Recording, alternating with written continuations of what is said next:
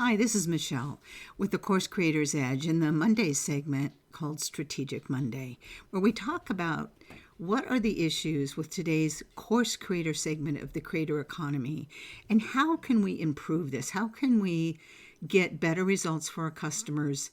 How can we gain better trust? How can we be more transparent? How can we truly deliver quality in the courses? As we know, there's too many inflated promises, a lot of focus on marketing, and there's people who say you can create a course in a weekend. Now, in this conversation today, I want to talk to you a little bit about that course in a weekend, or you just create an outline, an A to Z outline, and there you have a course, and you just fill in the blanks. It's real easy. You can do it in a week. Well, I was a professional educator for many moons.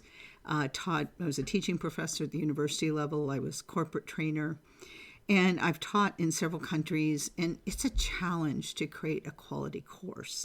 And there are principles of how to do that. But what seems to be missing in this course creation segment of the creator economy is honest, straight talk about what it takes to create a course. Now, there's several reasons that is important. One, if you take money from people, you've got a contract. You've got a promise to deliver. You tell them the course is about learning how to use Excel spreadsheets and as an intermediate level, and you'll learn different formulas. Then at the end of the course, the people that took that course that paid you money for that should be able to do just that. They should be able to learn all the formulas and to be able to use Excel spreadsheets. So that's a simple look at how we deliver on our promise. But I want to step back and say why this matters so much. This isn't a piece of plastic you're selling to somebody. This isn't a widget. This is messing with their thoughts, their beliefs, their feelings, their attitudes, their knowledge, their skills. If you're purporting to offer a course that delivers a particular result, you are influencing other human beings. And that in and of itself should be a pretty big deal to anybody. It's also an ethical charge to do right by other people. It's one thing if you're selling. I saw a gentleman who was telling people how they could be millionaires if they would just sell all these little plastic blingy things to decorate cell phones, and mostly it was to decorate cell phone covers. And he also sold these blingy little plastic throwaway things. You could decorate keychains or hair barrettes or whatever. I'm not into that stuff, but you get the idea. And he ordered these in bulk. I think he said he used AliExpress. And he would spend about 5 to 10 cents per little bling thing. And then he would turn around and sell it for $1 to $5. And therefore make a really good profit, and it covered all of his shipping and etc. And the number one thing that's wrong with that, of course, is that those products were manufactured in probably unsafe environment. They were probably sourced, if you will, mined or manufactured in unsafe environments, and the people that manufactured those probably weren't getting paid anything. And so there's a lot of things wrong with that. I'm going to call it the bling model of selling online, or selling anywhere for that matter. That's kind of an honest trade. You say, I've got this bling that I'm selling you, and people can see the bling. It's little fake rhinestoney, plasticky things, and they can stick it on stuff, or it comes as a cell phone cover or whatever. And so if you say this is $5, they see what the product is. That's the trade. They bought a $5 piece of junk. That's on them. You got your money, no harm, no foul, except for possibly the environment and the people who manufactured it. But you see, that's a transparent, honest exchange. But here in the course creation segment of the creator economy, the digital creator economy, that is not such a clear transaction. If you promise to teach someone something, only you really don't know how to teach, and you really didn't create a quality course because you just created an outline and then set it up as A to Z, that is not how you create a course. But people have promoted that is. So now you're presenting this course that people can't really see. And all they have to go on with this transaction is to hope and assume you are giving them what you're promising to give them. And with a failure rate of 90 to 99% failure rate in the course creation segment of the creator economy, that means our customers just aren't getting it. They aren't getting what you're talking about. And talking is not teaching. Let's get real clear about that. Slapping a couple slides up there and talking is not teaching. It's not a course. You haven't designed a course. People call themselves instructional designers. That's the delivery part. Course creation is another delivery part. Is another design part, and then your curriculum is how that is. These are three very separate things that we mix and match, and we say, "Oh, I'm teaching, I'm training, I'm coaching you," and it's just is not true. These are not quality courses, and I don't care how big the names are. There is a lot of myths and misinformation on what a course is. And when people buy a course and then are not getting the results, the most common thing that happens with big course creators is that they blame the customer. Well, the customer didn't want it enough. They don't have a red hot desire. They do not have the discipline. They must have the wrong habits. But we use mindset a lot for blaming the customer for not opening or finishing a course.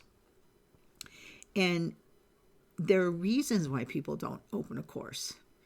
And we don't look at those. We don't look at the reasons why customers aren't completing a course. We just simply have a culture in this creator economy that we blame the customer. And profits are not an indicator, likes are not an indicator, and nor are testimonials an indicator of quality courses. So, getting back to why is this such a big deal? Well, one, you made a promise. This person needs a fair exchange. You say this is the course, here's what you're going to get. They don't get it because they can't really see the product. They believe in you and they believe in your marketing, but they may not get what was promised. So the first big deal is that it is a breach. It's a breach of your either specific or implied contract. Then it's unethical because you're influencing someone else's thoughts, beliefs, behaviors, knowledge, skill, and so you've messed with that if they're not getting the results. Then the third thing that's wrong with it is if you're blaming the customer. If you're going, oh, well, my course is really good. I'm an expert. I know this stuff. You can be an expert, but that doesn't mean that you know how to teach it. It doesn't mean you know how to create a course. So those are the first three big reasons why this is wrong. This isn't okay. And it's caused for a lack of trust. It's caused for a sort of downswing in people's interest in buying courses in this creator economy. And it's caused some, anger, I think, and it's really lessened this business space. But then I want to tell you about a fourth reason why this is such a big deal. When we do not know how to create courses, and we're just making it up, we're talking, we say it's A to Z, it's like I'm an expert, therefore I know how to help you learn this. That creates the three main problems I just spoke of. But the fourth thing, I'd like to introduce the topic, what are called the determinants of health. Now, I can hear you going, well, what's with the determinants of health? We don't want to know about that. Well, yeah, you do. Because there are certain things across humanity, it doesn't matter where you live, even in what era you live, it is these determinants that will determine how well and how long people live. And two of the leading determinants of health are economy and education. And there's lots of reasons for this, but just let me help you understand that two of the leading determinants, health and that will lead to the health and well-being and how long a person will live are education and their economy. So how well they're doing financially. So I want you to let that sink in a little bit. It is a very big deal to take people's money and propose their education so they can, even if you are adding on so you can make money doing so, you're messing with two of the leading determinants of health. Now imagine the power and the goodness if we did this industry well, if we got to that, what Brendan Burchard says, professionalism of this business, then we would really dig in and learn about how to create courses. We'd learn first about how to create curriculum, then courses, then instructional design and production, then the teaching components and the training components, and then the coaching components. At the very least, those are the skill and knowledge sets of education, the very basic ones. So imagine that the fourth important reason that you care about quality, not just for yourself and how good it feels to create a quality product, but how important it is for those you serve, that you could actually be impacting quality in years of life. And so it's not to be messed with. I'm a teacher, I'm a trainer, I'm a coach, I'm a mentor, I'm an expert, therefore I'm teaching you and I'm so successful. And oh, look, I'm a millionaire, therefore I'm the best teacher in the world. All of that is just a bunch of fooey banooey. It takes some work to learn how to create a course and how to design it. Then it takes work to learn how to deliver the course, and that's your instructional design and production, and how you teach that, how you present it, or are you training? Teaching, training, and coaching are very, very different. So that's what this Course Creation Edge podcast is all about. And when we think about Strategic Monday, what are the strategies we have to learn and do, and how can we improve the quality and truly professionalize this business space that is really suffering right now? There's a lot of, like I said, mistrust. They're not as easy to sell as they used to be.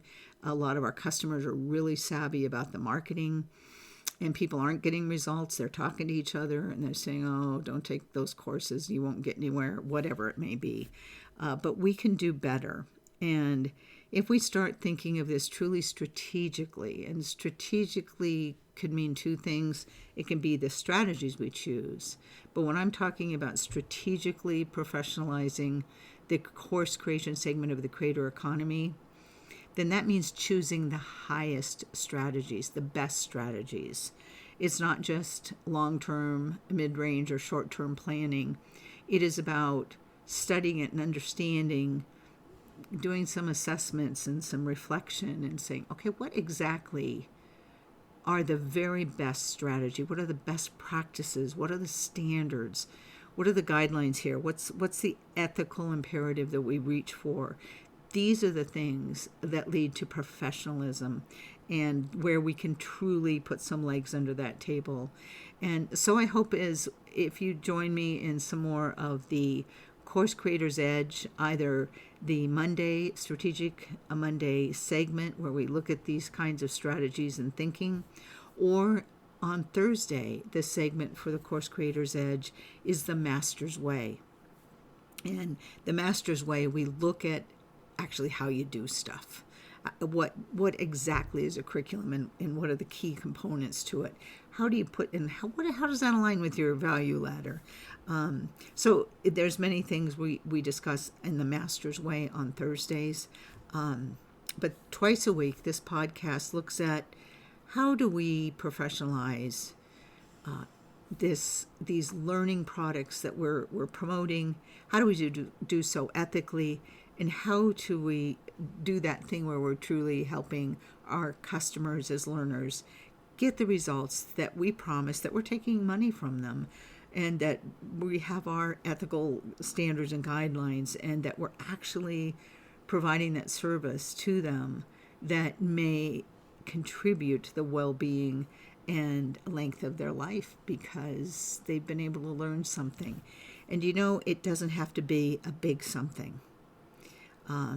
If you've ever heard the story of the apple mortgage cake lady, or maybe the mortgage apple cake lady.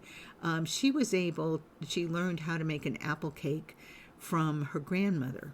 And during the 2008 recession, there was a big balloon payment. I can't remember the full story, but it was a big chunk of money she had to come up with to save her family home. She was a single mom with boys, and it was a house she was raised in. And she was able, because she knew how to do this one thing, she knew how to make a really, really good apple cake. Of course, she got some help and friends, and I believe it was within a month she was able to save, maybe it was 1 or 2 months, I don't know, but it's a remarkable story. I'd encourage you to look it up. The Apple Mortgage Cake Lady. There's a movie about her. One apple cake saved her family home, and kept a home for her and her boys, and I believe went on to create a career for her to support her family. So it's not big, huge stuff you're teaching people. But if you do it well, like her grandmother did a really good job of teaching her how to make a quality apple cake. If her grandmother would have taught her how to make a just so-so apple cake, her story would have been very different. So join me here for the Course Creator's Edge, and we'll take a look each week at what quality really means, how we can regain trust, or gain it perhaps for the first time authentically here in the Course Creation segment, and truly be of service and help people. And while we're helping others to do well and to do good, that we too benefit, and we charge those prices that match the quality of our courses, not just more access to us or whatever it may be. And as always, there is a link below. There is a set of Try It and Apply It lab guides for you for each episode, and that link is down below. And then check out our courses at the Course Creation Lab, where we build those foundations of being honest about what quality is, and being transparent about what the business is. And honestly, we're going to talk about the struggles. Let's up the quality. Thank you so very much for being here, and best wishes to you on your journey as a course creator in the creator economy. Blessings.